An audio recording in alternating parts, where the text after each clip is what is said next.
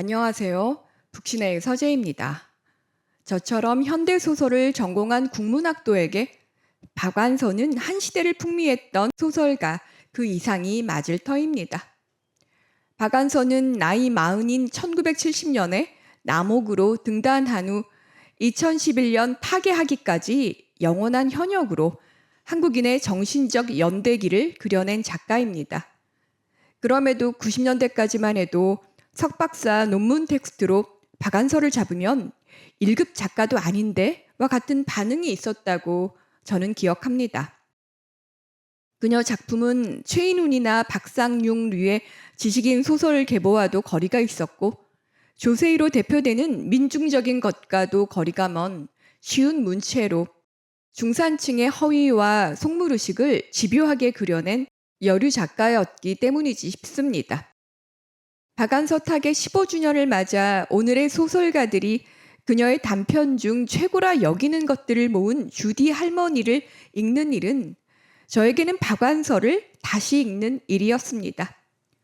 학부 시절 도시의 흉년이나 휘청거리는 오후와 같은 소설은 그 어떤 드라마보다 재미있었고 전쟁의 상흔과 자전적 경험, 가부장제 폐습과 부상하는 중산층의 허위의식을 까발리는 수많은 작품들을 통해 우리의 압축적인 근현대화 과정을 공부했다고 해도 과언이 아니었습니다.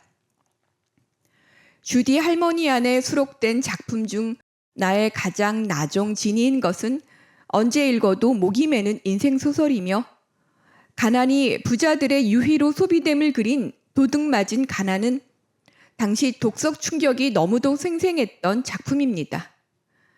주디 할머니 안에는 1970년대, 80년대 쓰여진 작품들이 주를 이루는데 다시금 박완서 소설을 읽으며 격세지감을 느꼈습니다. 양갈보나 양코배기, 외제장수, 이산가족, 해산바가지, 민가엽 등의 단어는 지금의 젊은 세대에게는 생소할 것이 분명하고 극심한 남아선호 사상이나 유교적 가부장제 폐습이 묘사된 작품들을 읽으며 그 사이 우리 사회의 의식구조가 너무 많이 달라졌음을 실감했습니다. 박완서 소설을 읽는 일은 지난 시절의 풍속화를 보는 듯한 올드함이 분명 있지만 그럼에도 인간성 본질에 대한 그녀의 질문은 AI가 일상화된 오늘날에도 여전합니다. 그것이 한국 소설계의 거목, 박완서의 자취입니다. 읽을 때는 재미가 있는데 다시 읽기 싫으면 통속이고 또 꺼내서 읽게 되면 좋은 책이라는 말은 생전 박완서가 남긴 명서감별법인데 다시 읽는 박완서 작품들은 여전히 좋으면서도 한편으로는 불편했습니다. 그 불편함이란 어쩔 수 없는 생존을 향한 인간의 이기심과 교양인의 외피 아래 감춰둔 속물근성, 위선의 민낯을 마주하는 부끄러움 때문일 것입니다. 박완서 작품을 읽으면서 한국 사회가 걸어온 압축 성장과 그에 따른 의식의 지각 변동을 읽어내는 일은 흥미로웠습니다. 이번 작품집에는 전쟁의 상흔도 있었고 갑자기 잘 사라지게 되면서 서구적이고 세련된 부에 대한 욕망과 가난에 대한 멸시, 선량하고 평범해 보이는 이들 마음속에 감춰진 물신주의 욕망이 그대로 녹아 있었습니다. 무엇보다 애물인 딸을 낳고 시댁 눈치를 보는 며느리 이야기나 노망난 시부모를 모시며 살아야 하는 이야기는 시대 변천을 실감케 했습니다.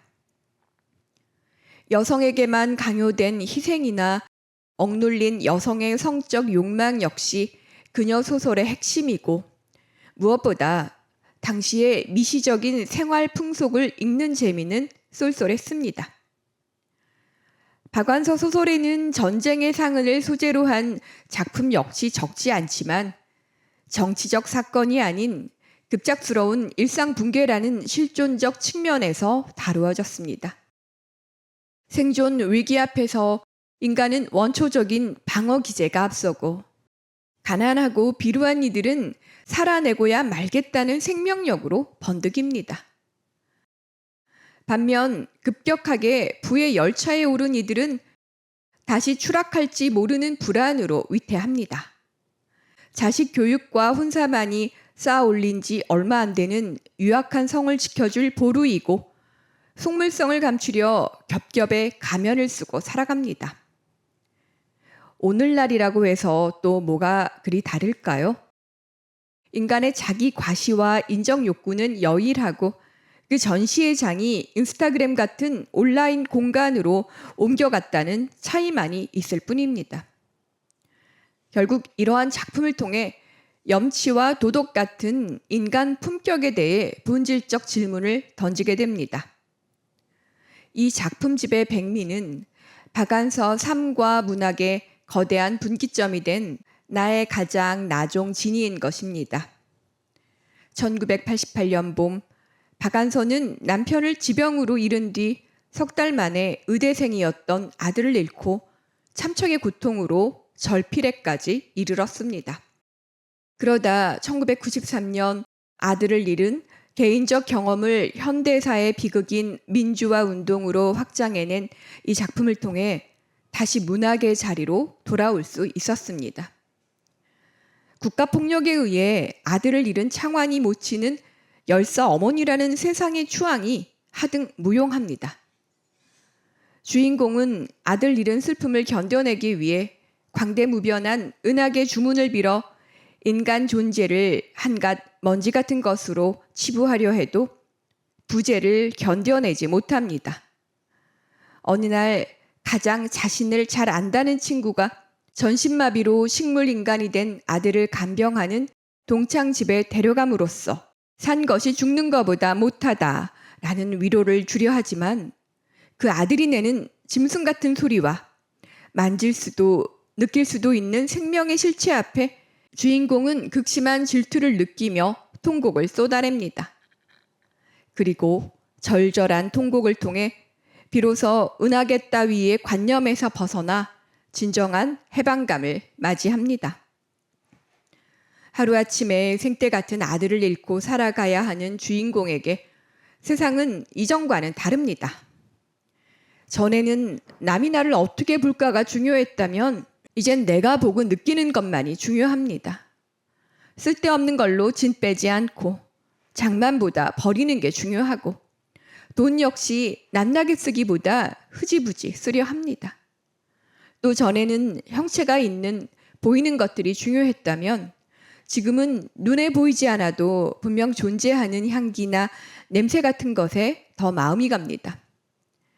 작중화자인 나가 청자인 신우이에게 쏟아내는 독백체의 이 소설은 박안서라는 한 개인의 진혼제처럼 여겨져 그 슬픔이 더했습니다. 나는 감히 자식 잃은 어미의 마음을 헤아릴 수 없지만 주인공이 쏟아내는 서러움과 분노, 고통, 질투를 통해 이 지독한 세상을 살아내야 하는 인간사의 무게를 실감할 뿐입니다. 2026년 다시 간행된 박안서 소설집을 읽고 인간의 지독한 위선에 대해 생각해 보았습니다. 평범한 욕망을 지닌 보통의 인간들은 개인차가 있을 뿐 나보다 위에 있는 인간들을 보며 질투를 느끼고 아래를 보며 안도합니다. 그 저급함을 알면서도 어쩔 수 없는 건 아마 덜 상처받고 싶은 마음 때문이 아닐까 합니다. 박안서가 일평생 쏟아낸 작품들을 보면 그녀는 사는 것보다 쓰는 것이 먼저인 전상소설가, 그것도 천의무봉 이야기꾼이 맞습니다. 인간의 이기심과 속물근성, 생존욕을 이토록 집요하게 파헤친 작가가 한국 문단에 또 있을까 싶습니다. 감사합니다.